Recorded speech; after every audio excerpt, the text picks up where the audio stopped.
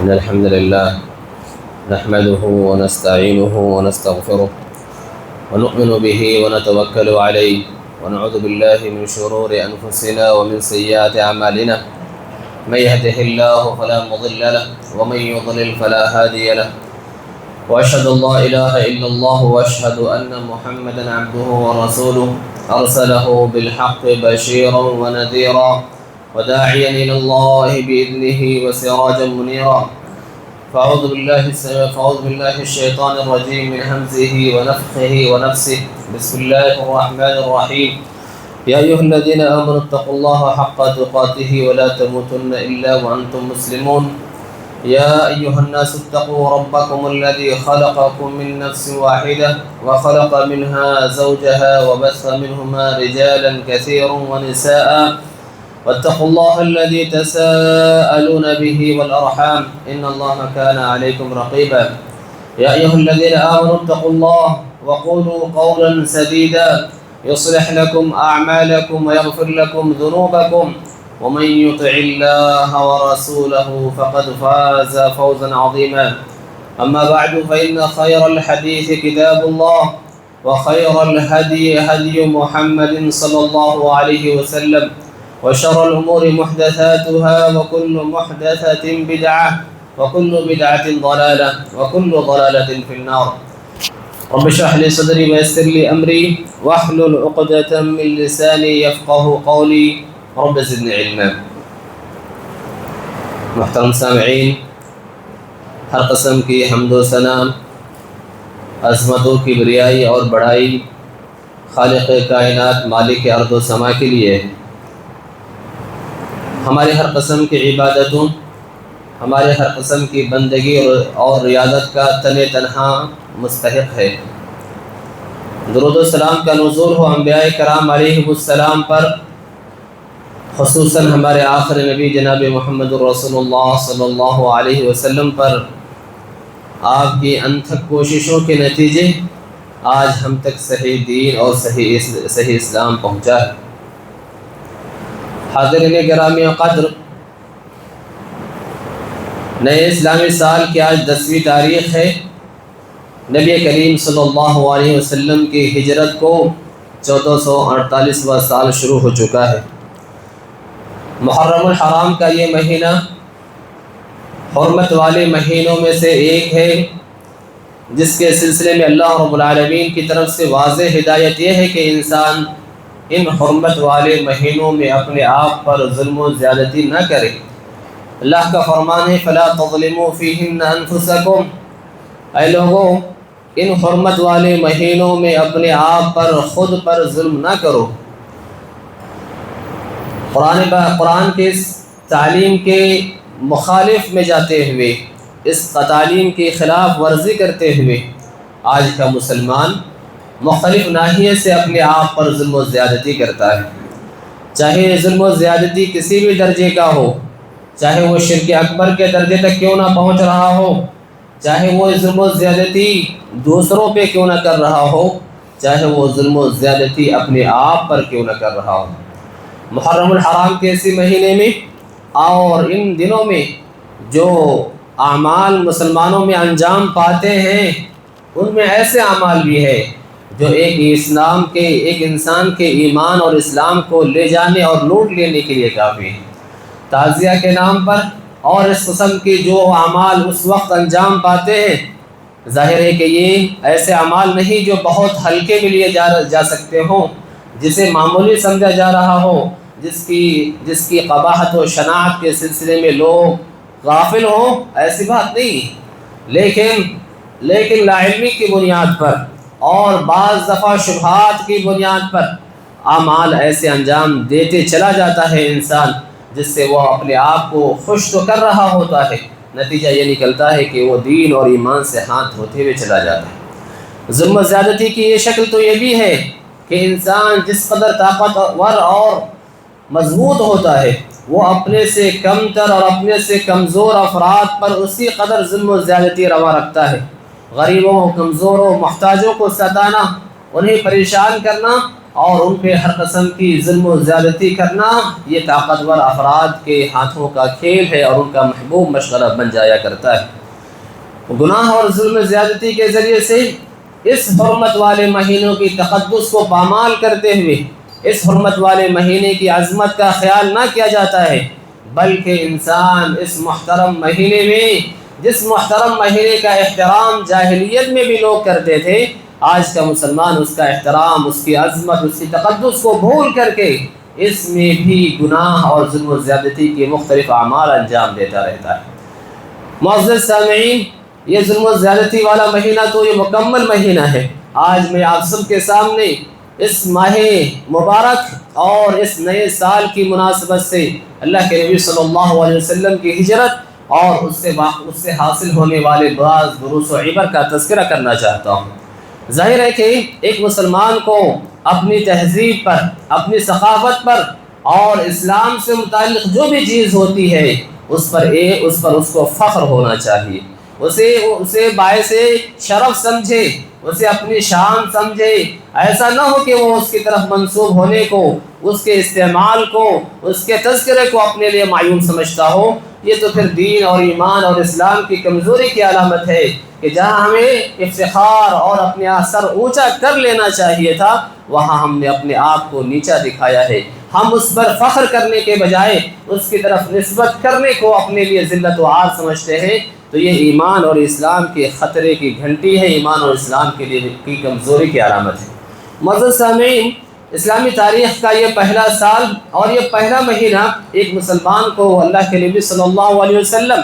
اور صحابہ کرام رضوان اللہ علیہم اجمعین نے جو بے مثال قربانی دی اور اپنے جان، مال اور بال بچوں کو چھوڑ چھاڑ کر کے اللہ رب العالمین کے حکم کی تعمیل میں دار کفر سے جو دار اسلام کی طرف منتقل ہو گئے، یہ ایک مسلمان کو اپیل کرنا چاہیے اور ہم اپنے دل میں ایسے جذبات ضرور پیدا کریں، اپنے دل میں ایسی کیفیت ضرور محسوس کریں کہ جیسے ان لوگوں نے بھی قربانیاں دی تھیں، ضرورت پڑنے پر ہم اس جیسی قربانی دینے کے لیے تیار ہیں۔ ہم اپنے آپ کو تیار کریں اور پائیں۔ یہی گویا کہ سیرت اور تاریخ کے واقعوں سے درس لینے اور عبرت حاصل کرنے کا تقاضا ہے۔ معزز سامعین، اسلامی تاریخ کا جو آغاز ہے، حضرت ابو موسیٰ اشعری رضی اللہ تعالیٰ عنہ نے حضرت عمر رضی اللہ تعالیٰ عنہ کو خط لکھا اور بتایا کہ آپ کی طرف سے ہمیں ایسے پیغامات آتے ہیں جن میں جو ہے ہجری سال کا پتہ نہیں ہوتا ہے، کون سا خط، کون سا حکم پہلے ہے، کون سا بعد میں ہے، اس کا ہمیں علم نہیں ہوتا ہے۔ کاش اچھا ہوتا کہ ہماری بھی کوئی تاریخ ہوتی تو اس تاریخ کے اعتبار سے آپ کے احکام و فرامین ہوتے، آپ کے خطوط ہوتے، تو ہمیں پتہ چلتا کہ مقدم کون سا ہے، مؤخر کون سا ہے، کون سی بات آپ نے ہمیں پہلے بتائی ہے، کون سی بعد میں بات بتائی ہے۔ عمر رضی اللہ تعالیٰ عنہ کہ جو زندگی کے اہم واقعات اور اہم درس اور عبرت ہے، اس میں سے ایک یہ ہے کہ وہ ہر معاملے میں، ہر اہم حصے میں ضرور صحابہ کرام رضوان اللہ علیہم اجمعین سے مشورہ کرتے، اور ایسے موقع سے انہوں نے ضروری سمجھا کہ اس حساس عنوان پر، اس حساس موضوع پر بھی صحابہ کرام رضوان اللہ علیہم اجمعین کی رائے لی جائے، ان سے بھی بات کی جائے، ان کے سامنے اس مسئلے کو پیش کیا جائے کہ اس مسئلے کا حل کیا ہے۔ چنانچہ صحابہ کرام رضوان اللہ علیہم اجمعین نے اپنی فہم اور اپنی سمجھ کے اعتبار سے مختلف مشورے دی۔ کسی نے کہا کہ نبی کریم صلی اللہ علیہ وسلم کی مولد کے اعتبار سے، پیدائش کے اعتبار سے اسلامی سال کا آغاز کیا جائے، تو کسی کی رائے یہ ہوئی کہ اللہ کے نبی صلی اللہ علیہ وسلم کی نبوت اور رسالت کے سال سے اسلامی سال کا آغاز کیا جائے، اور کسی نے اللہ کے نبی صلی اللہ علیہ وسلم کی وفات کے سال سے جو ہے کہا کہ اسلامی تاریخ کا آغاز کیا جائے۔ خلاصہ کلام یہ ہوا کہ حضرت عمر رضی اللہ تعالیٰ عنہ نے کہا کہ ہجرت کا واقعہ اس قدر اہم اور حساس واقعہ ہے کہ اگر ہجرت جو ہے اللہ کے نبی صلی اللہ علیہ وسلم اور صحابہ کرام رضوان اللہ علیہم اجمعین نہ کیے ہوئے ہوتے تو شاید آج جس قدر مسلمانوں کو اور اسلامی حکومت و سلطنت کو طاقت و قوت حاصل ہے اور اسلام کا پرچم کن کن ممالک پہ لہرا رہا ہے، شاید اگر آپ ہجرت نہ کرتے تو یہ دن کوئی مسلمان شاید کہ نہ دیکھ پاتا۔ اس لیے کہ ہجرت نے حق اور باطل کے مابین تفریق کر دی، لہٰذا ہجرت کے دن سے ہی، ہجرت کے سال سے ہی اسلامی سال کا آغاز کیا جائے، اور وہیں سے اسلامی سال کا آغاز ہوتا ہے۔ لہٰذا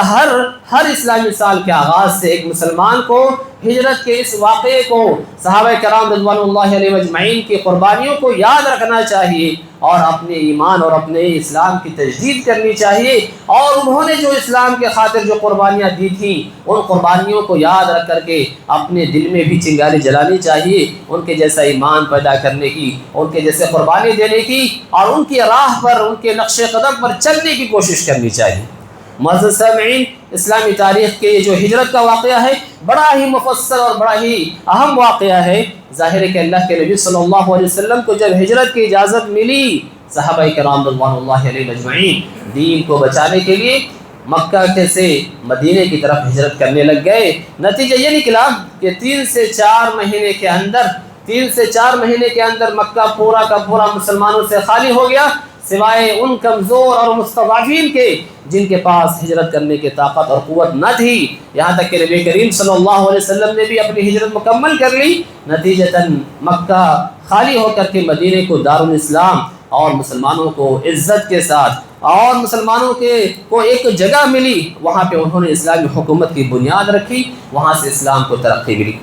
محترم سامعین، یہ جو عمل تھا ظاہر ہے کہ تاریخ کے ایک دور میں مکمل ہو گیا، لیکن ہجرت کا یہ عمل ایسا نہیں ہے کہ اس دور میں مکمل ہو گیا اور وہیں پہ ختم ہو گیا۔ یہ الگ بات ہے کہ فتح مکہ سے پہلے جو ہجرت کا حکم تھا وہ حکم ضرور فتح مکہ کے بعد ختم ہو گیا، کیونکہ مسلمان کو اس بات کی ضرورت تھی کہ مدینہ میں مسلمانوں کی تعداد زیادہ سے زیادہ ہو، تاکہ ان کی قوت و طاقت میں اضافہ ہو، ان کی طاقت و قوت بڑھے، مشرکین پر، غیر پر ان کا رعب اور دبدبہ جمے، لڑائی ہو تو مسلمانوں کی تعداد زیادہ ہو، آسانی کے ساتھ وہ جہاد کر سکتے تھے۔ تو ہجوم کا جو مسئلہ ہے یا مسلمانوں کے جو ہجرت کی جو خاص فضیلت تھی، اس فضیلت کی جو بات ہے وہ فتح مکہ کے ساتھ وہ ہجرت ختم ہو گئی ہے۔ لیکن ہجرت کا جو حکم ہے، جہاں مسلمانوں کو کہیں دین پر عمل کرنے میں دشواری ہو، مسلمانوں کی کسی جگہ پہ تنگ کیا جا رہا ہو، پریشانی ہو رہی ہو، انسان وہاں اپنے دین اور ایمان کو باقی نہ رکھ پائے، تو ایسی صورت میں ایک جگہ سے دوسری جگہ منتقل ہونے کا جو حکم ہے وہ تا قیامت باقی رہنے والا ہے۔ اس لیے اللہ کے نبی صلی اللہ علیہ وسلم کی ایک حدیث میں ہے، کہا کہ لا تنقطع الحجرۃ حتی تنقطع التوبۃ،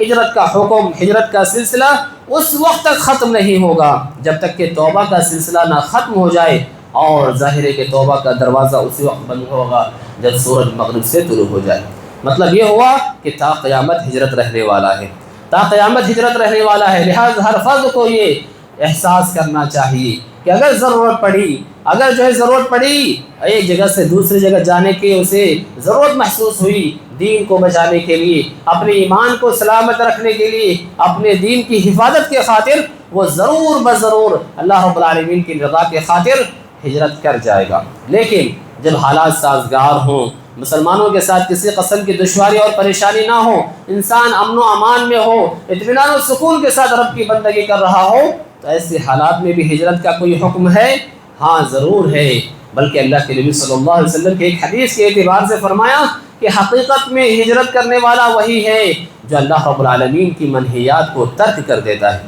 اللہ نے جو ممنوع کام ہیں، اللہ کی طرف سے جو جن کاموں سے روکا گیا ہے، حقیقت میں ہجرت کرنے والا وہ ہے جو ان ممنوع کاموں سے رک جائے۔ اللہ کے نبی کا فرمان ہے وَالْمُهَاجِرُ مَنْ هَجَرَ مَا نَهَى اللَّهُ عَنْهُ۔ ظاہر ہے کہ آج مسلمان کم سے کم ہم یہاں امن و امان میں ہیں، رب کی بندگی کر سکتے ہیں، اطمینان و سکون کے ساتھ اپنی شاعر کو یا بہت سے شاعر کو آسانی کے ساتھ انجام دے سکتے ہیں۔ تو ایسے حالات میں ایک مسلمان کے لیے جو ہجرت کرنے کا ہے وہ یہ ہے کہ رب کی اطاعت و بندگی میں ہماری زندگیاں بسر ہو، ہم رب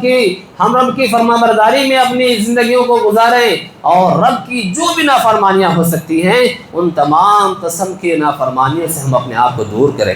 شارحین حدیث نے یہاں پہ لکھا ہے کہ کہا کہ ہجرت کرنا، ایک جگہ سے دوسری جگہ منتقل ہو جانا، یہ اگرچہ کہ بڑا ہی فضیلت والا عمل ہے، اس کے سبب انسان کا سارا گناہ اس سے پہلے معاف کر دیا جاتا ہے، لیکن اگر مہاجر ہجرت کی جگہ جا کر کے گناہوں میں ملوث ہو، اپنے آپ کو گناہوں سے باز نہ رکھ پائے اور گناہوں سے اپنے آپ کو روک نہ پائے، بچا نہ پائے، تو ایسی صورت میں ایسے ہجرت کرنے کی کوئی ضرورت نہیں ہے، بلکہ حقیقت میں مہاجر تو وہ ہے جو دنیا میں کہیں رہتا ہو اور اپنے آپ کو رب العالمین کی نافرمانی، رب العالمین کی معصیت کے کاموں سے دور رکھتا ہو۔ حقیقت میں مہاجر یہی ہے،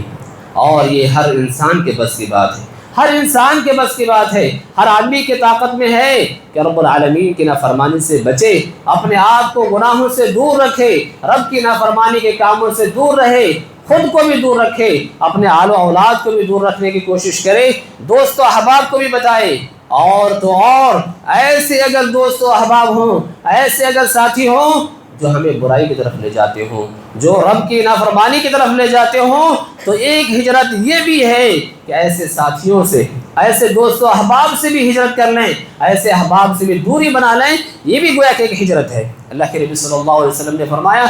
اور آپ صلی اللہ علیہ وسلم کے فرمان کا خلاصہ یہی ہے کہ انسان اپنے دوست کے دین پر ہوتا ہے، یعنی اس کے دوست کا جیسا اخلاق، اس کے عادات جیسے ہوں گے، انسان اسی قدر جو ہے وہ متاثر ہوتا چلا جاتا ہے۔ اور ایک حدیث میں مثال کے ذریعے آپ نے یہ فرمایا کہ جب انسان کی دوستی اور سنگت ایسے آدمیوں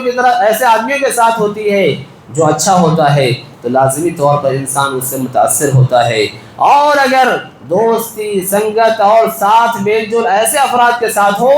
جو اچھے نہ ہوں، برے ہوں، جن کے عادات و اطوار اچھے نہ ہوں، تو لازمی طور پر وہ اس سے متاثر ہوگا۔ یہ الگ بات ہے کہ تأثر کا درجہ، لیول مختلف ہو سکتا ہے، لہٰذا ایسے نافرمان افراد کے سلسلے میں قرآن کی بھی یہی ساری تعلیم ہے کہ جو لوگ برے قسم کے ہیں، انسان اگر اپنے آپ کو سلامتی چاہتا ہے، اپنی خیر چاہتا ہے، تو ان سے دوری اختیار کرے۔ حضرت گرامی قدر، ہجرت کے درس میں یا ہجرت کے سفر میں جو مختلف انسان کو اسباق ملتے ہیں، انہیں میں سے ایک یہ ہے کہ انسان اللہ رب العالمین پر بھروسہ کرے اور اس سے پہلے مختلف قسم کے اسباب کو اپنا لے،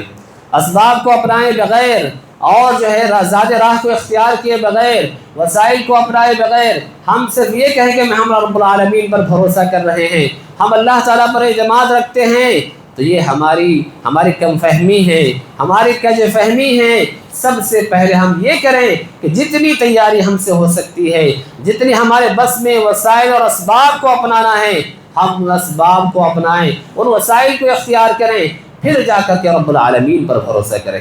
اور رب العالمین پر بھروسہ کرنا، اللہ رب العالمین پر توکل کرنا، یہ ایمان اور اسلام کا تقاضا ہے۔ اللہ رب العالمین نے ہمیں اسی کا حکم دیا ہے۔ موسیٰ علیہ السلام اپنے قوم سے کہتے ہیں، یا قوم ان کنتم آمنتم باللہ فعلیہ توکلوا ان کنتم مسلمین، اے میرے قوم کے لوگوں، اگر تم نے اللہ پر ایمان لایا ہے، تم اسی پر بھروسہ کرو، صرف اسی پر اعتماد کرو اگر تم مسلمان ہو۔ مطلب یہ ہوا کہ ایمان کا تقاضا یہ ہے، اسلام کا تقاضا یہ ہے کہ بندہ رب العالمین پر اپنا بھروسہ رکھے اور اسباب کو ضرور اختیار کرے۔ جہاں انسان اسباب کو نہیں اپناتا ہے اور اللہ رب العالمین پر بھروسہ کرتا ہے، یہ بھی غلط ہے۔ وہیں پہ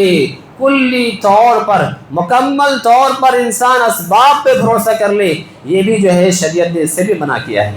بلکہ اسلامی واقعات تو ہمیں یہ بات بتلاتے ہیں کہ جب بھی لوگوں نے اس اسباب پر بھروسہ کر لیا، اللہ پہ اعتماد، اللہ پہ بھروسہ ان کا کمزور ہو گیا، تب مسلمانوں کو نقصان اٹھانا پڑا ہے۔ غزوہ حنین اس کی سب سے واضح مثال ہے۔ مسلمانوں کی تعداد اس جنگ میں اتنی زیادہ تھی، تقریباً 14,000، اس سے پہلے کسی بھی جنگ میں نہ تھی۔ مسلمانوں کو اپنے تعداد میں جو ہے زعم ہوا، غرور ہوا، نتیجتاً یہ نکلا کہ پہلی ہی بار میں وہ بھاگ نکلے۔ یہ الگ بات ہے کہ پھر دوبارہ سے جو واپس لوٹے، اللہ رب العالمین نے انہیں کامیابی اور کامرانی عطا کی۔ لہٰذا ہم اللہ پر بھروسہ کریں، لیکن اس سے پہلے اسباب کو اختیار کریں۔ ہجرت کا یہ جو سفر تھا، آپ صلی اللہ علیہ وسلم کو اگر اللہ تعالیٰ چاہتے تو کوئی بھی طریقہ اختیار کر کے، جیسے کہ اسراء اور معراج کے سفر میں اللہ تعالیٰ نے براق کے ذریعے سے آپ کو سفر کروایا، ممکن تھا اس سے اور بھی دیگر وسائل کو اختیار کر کے مکہ سے اٹھا کر کے آپ صلی اللہ علیہ وسلم کو مدینہ پہنچا دیا جاتا،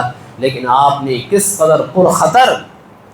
اور کس قدر اپنے آپ کو جوخم میں ڈالا، اسباب کو اپنایا، وسائل کو اختیار کیا، اور جو سفر ہجرت اختیار کی، ہم سب کے علم میں واقف ہیں، ہم سب کے علم میں یہ بات ہے۔ لہٰذا اللہ پر بھروسہ ہمیں ضرور کرنا ہے، لیکن اس سے پہلے رب العالمین پر بھروسہ کرنے سے پہلے، اعتماد کرنے سے پہلے ہمارے لیے ضروری ہے کہ ہم اسباب کو اختیار کریں۔ حاضرین گرامی قدر، ہجرت کے اسباب میں سے ایک سبق یہ بھی ہے کہ انسان کو اپنے دین کی سلامتی کی خاطر، اپنے دین کو محفوظ رکھنے کے لیے اور دیگر امور کی خاطر جب بھی قربانی کی ضرورت پڑے، انسان کو قربانی دینے کے لیے تیار رہنا چاہیے۔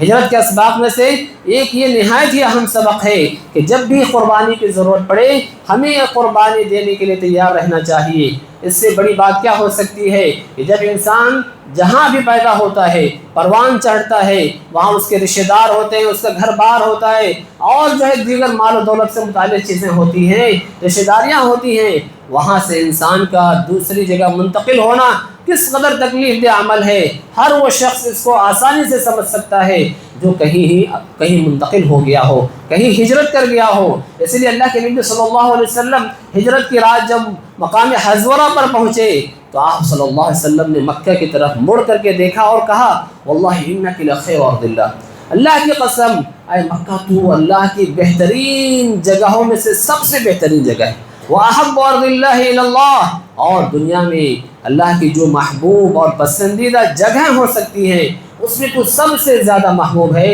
لیکن مسئلہ یہ ہے کہ مکہ والوں نے مجھے یہاں سے نکال دیا ہے، میں نکلنے پر مجبور ہوں۔ گویا کہ یہ قربانی ہے، یہ قربانی ہے جو اللہ کے نبی نے آپ صلی اللہ علیہ وسلم کے ساتھیوں نے دی تھی۔ اس قربانی کے علاوہ بھی متعدد اور بھی قربانیاں صحابہ کرام رضوان اللہ علیہم اجمعین کی جو ہے اس موقع سے تھی، چاہے ابو سلمہ رضی اللہ عنہ کا مشہور واقعہ کیوں نہ ہو۔ جب وہ ہجرت کے سفر پر نکلے، ان کے گھر والوں نے منع کر دیا، اور تو اور ان کو ان کی بیوی کو روک دیا گیا، ان کے بچوں کو روک دیا گیا، یہاں تک کہ انہیں تنہا سفر کرنا پڑا۔ صہیب رومی رضی اللہ عنہ کا واقعہ اس موقع سے بڑا ہی مشہور ہے کہ جب وہ مکہ میں آئے تھے، غربت و افلاس کی زندگی تھی، کاروبار اور تجارت کے ذریعے سے اللہ رب العالمین نے انہیں مال و دولت سے نواز دیا۔ مشرکین مکہ ہجرت کے وقت ان کو پکڑ لیے اور کہا کہ جب تم آئے تھے تو تم تو غریب، محتاج اور فقیر تھے، اب یہ سارا مال لے کر کے جانا چاہتے ہو؟ قربان چاہیے صحابہ کرام رضوان اللہ علیہم اجمعین پر۔ کہا کہ یہ دنیاوی مال و متاع میری ہجرت کی راہ میں رکاوٹ بنیں گے، سارا کا سارا مال ان کی طرف پھینک دیا، تنہا اللہ رب العالمین کے لیے ہجرت کو تیار ہو گئے۔ لہٰذا جب بھی قربانی کی ضرورت پڑے، انسان کو قربان رہنے کے لیے اور قربانی کرنے کے لیے تیار ہونا چاہیے، چاہے وہ قربانی کسی بھی قسم کی ہو۔ محترم سامعین، ہجرت کے اسباق میں سے ایک اہم سبق یہ بھی ہے کہ دین کی خاطر سب کچھ چھوڑا جا سکتا ہے، لیکن دین کو نہیں چھوڑا جا سکتا۔ دین کی خاطر سب کچھ چھوڑا جا سکتا ہے، لیکن دین کو نہیں چھوڑا جا سکتا۔ لیکن آج کا مسلمان دین کے نام پر جو کچھ بھی کر رہا ہے، گویا کہ وہ ایسے ہی ہے، وہ دین کو چھوڑنے کے لیے تیار ہے، اور دیگر اور بھی حالات اور مقامات پر انسان اپنے دین کے ساتھ بڑی ہی آسانی کے ساتھ سودا کر لیتا ہے۔ دین کو بچانے کے لیے، دین کو محفوظ رکھنے کے لیے صحابہ کرام کی یہ ہجرت تھی۔ اس سے پہلے بھی انہوں نے حبشہ کی طرف 2 مرتبہ ہجرت کیا، اور یہ تیسری مرتبہ تھا کہ بہت سے صحابہ کرام رضوان اللہ علیہم اجمعین مدینے کی جانب ہجرت کر رہے تھے، کیونکہ دین نہایت ہی قیمتی سرمایہ ہے۔ دین کی حفاظت کرنا، دین کی راہ پر چل کر کے قیامت کے دن اور آخرت میں ملنے والی ہمیشہ کی زندگی کو کامیاب بنانا، یہ ہر فرد کی ذمہ داری ہے، ہر انسان کی ذمہ داری ہے کہ وہ دین کی قدر و قیمت کو سمجھے، دین جو کس قدر عظیم نعمت ہے اس نعمت کی قدر کرے، اور دین کو ہر قسم کے شوائب سے، ہر قسم کی ملاوٹ سے پاک کرے، دین کی حفاظت کرے، اور دین سے کسی بھی قسم کا سمجھوتا نہ کرے، اپنے ایمان کو محفوظ رکھے ہر ان تمام کاموں سے جو ایمان کو متاثر کرنے والے ہوں، جو ایمان میں کمزور اور جو شگاف ڈالنے والے ہوں، تمام ہی اعمال سے انسان کو ایمان کو بچانے کی ضرورت ہے۔ ظاہر ہے کہ ان چیزوں کے بارے میں ہمیں سیکھنے اور علم حاصل کرنے کی بھی ضرورت ہے، اور آج علم حاصل کرنا بڑا ہی آسان ہے، ساتھ ہی ساتھ لوگوں کی نفسانی خواہشات کے سبب بڑا ہی مشکل ہو گیا ہے۔ ہم یہاں اپنے نفس کی قربانی دیں، علمی حلقوں میں بیٹھیں، اہل علم سے رجوع کریں، اہل علم سے استفادہ کریں، اور ہر اس کام سے اپنے آپ کو بچائیں جو ہمارے ایمان کو متاثر کرتے ہوں، ہمارے ایمان کو کمزور کرتے ہوں، ہمارے اسلام کو نقصان پہنچاتے ہوں۔ ایسے تمام اعمال سے بچنے اور خود کو بچانے کی ضرورت ہے۔ معزز سامعین، ہجرت کے سبق میں جو اور بھی اہم اسباق ہیں، اس میں سے نبی کریم صلی اللہ علیہ وسلم کے ساتھ ابو بکر رضی اللہ عنہ کی بے پناہ محبت ہو خصوصی طور پر، اور صحابہ کرام رضوان اللہ علیہ مجمعین کی محبت عمومی طور پر بہت جھلکتی ہے۔ ابو بکر رضی اللہ تعالیٰ عنہ بھی ہجرت کے لیے تیار تھے، آپ صلی اللہ علیہ وسلم انہیں روکے رکھے، اور جب آپ صلی اللہ علیہ وسلم نے انہیں ہجرت کی اجازت دی اور ہجرت کے بارے میں بتایا کہ اللہ رب العالمین نے آپ کو بھی ہجرت کی اجازت دے دی ہے، تو آپ صلی اللہ علیہ وسلم سے کہا کہ اللہ کے نبی صلی اللہ علیہ وسلم، کیا مجھے بھی آپ کے ساتھ ہجرت کرنے کی اجازت ہے؟ آپ کے ساتھ مجھے بھی چلنے کی اجازت ہے؟ آپ صلی اللہ علیہ وسلم نے جب بتایا تو ان کی آنکھوں سے خوشی کے آنسو بہہ پڑے، اور اس سفر میں آپ کی محبت اور آپ کا نبی کریم صلی اللہ علیہ وسلم سے جو لگاؤ اور اپنائیت ہے وہ واضح طور پر متعدد مقامات میں ہیں۔ غار ثور میں جب تھے اور وہاں پہ بچھو کے جب ڈنک مار لیتا ہے، ان کو آنکھ سے آنسو ٹپک پڑتے ہیں، لیکن کوشش ہی کرتے ہیں کہ اللہ کے نبی صلی اللہ علیہ وسلم کو نہ بتایا جائے کہ کہیں محبوب کی نیند میں خلل نہ پڑ جائے۔ سفر ہجرت میں جب آگے بڑھ رہے ہوتے ہیں، راستے میں کبھی آگے چلتے ہیں، کبھی پیچھے چلتے ہیں، کبھی دائیں چلتے ہیں، کبھی بائیں چلتے ہیں، اس ڈر سے کہ اللہ کے نبی صلی اللہ علیہ وسلم کو کوئی مکروہ، کوئی ناپسندیدہ چیز جو ہے لاحق نہ ہو جائے۔ یہ نبی کریم صلی اللہ علیہ وسلم سے محبت تھی ابو بکر رضی اللہ عنہ کی، اور تو اور سفر کے لیے 2 اونٹنیوں کو تیار کر رکھا تھا، ساتھ ہی ساتھ 5000 سے زائد درہم بھی سفر میں لے کر کے چل رہے تھے تاکہ ضرورت کے وقت استعمال کیا جا سکے۔ ایک محبت کرنے والے وہ تھے، اور آج بھی مسلمان نبی کریم صلی اللہ علیہ وسلم سے محبت کا دعوے دار ہیں۔ آپ صلی اللہ علیہ وسلم سے محبت کے بارے میں اپنے دعوے کا ثبوت پیش نہیں کر سکتے، زبانی طور پر بہت تو دعویٰ کرتے ہیں۔ ضرورت اس بات کی ہے کہ ہم اپنے دعوے کی دلیل پیش کریں، صرف زبانی دعویٰ کرنے سے کچھ بھی حاصل ہونے والا نہیں ہے۔ ایسی ہی ہجرت کے سفر کا ایک اہم سبق یہ ہے کہ انسان اپنی زندگی میں منصوبہ بندی کرے، اور ہر ان تمام لوگوں سے ساتھ لے، کام لے جو ان کے اس منصوبہ کی تکمیل میں کام آ سکتا ہے۔ اسی لیے اللہ کے نبی صلی اللہ علیہ وسلم کے اس سفر میں بھی مختلف منصوبے ہیں، قریش کے لوگوں نے بھی مختلف منصوبے کیے، لیکن اللہ رب العالمین نے اپنے نبی کے منصوبے کو کامیاب کیا۔ جو عام راستہ تھا، عام راستوں کو ترک کرنے کے بجائے غار ثور کی طرف جانا، یہ اللہ کے نبی صلی اللہ علیہ وسلم کی اعلیٰ حکمت، اونچی سوچ اور منصوبہ بندی ہی کا حصہ تھا، اور آپ صلی اللہ علیہ وسلم کا 3 دن غار ثور میں ٹھہرے رہنا، یہ بھی منصوبہ بندی کی واضح اور اعلیٰ علامت ہے۔ لہٰذا ہر انسان کو چاہیے کہ اپنی زندگی میں منصوبہ بندی کی اہمیت کو سمجھے اور مستقبل کے لیے منصوبہ بندی کرے، اپنی زندگی کے لیے بھی، اپنے بال بچوں کی زندگی کے لیے بھی، اور قوم اور ملت کی زندگی کے لیے بھی۔ ظاہر ہے کہ منصوبہ بندی کے بغیر ہم خاطر خواہ فائدہ، خاطر خواہ نتیجہ اور جو ہے اس سے استفادہ نہیں کر سکتے ہیں۔ اللہ رب العالمین سے دعا ہے کہ اللہ سبحانہ و تعالی ہمیں سیرت کے مختلف واقعات کو پڑھنے، سننے اور اس سے درس عبرت لینے کی توفیق عطا فرمائے۔ اللہم آمین۔ سبحان ربک رب العزت